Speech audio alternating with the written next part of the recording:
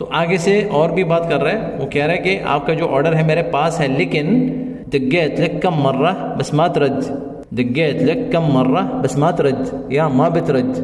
دقيت لك كم مرة بس ما ترد، کہ میں نے آپ کو کتنی بار کال کی ہے لیکن آپ نے جواب نہیں دیا، آپ اس کا اٹینڈ نہیں کر رہے، آپ آنسر نہیں دے رہے۔ دقيت لك میں نے ڈائل کیا،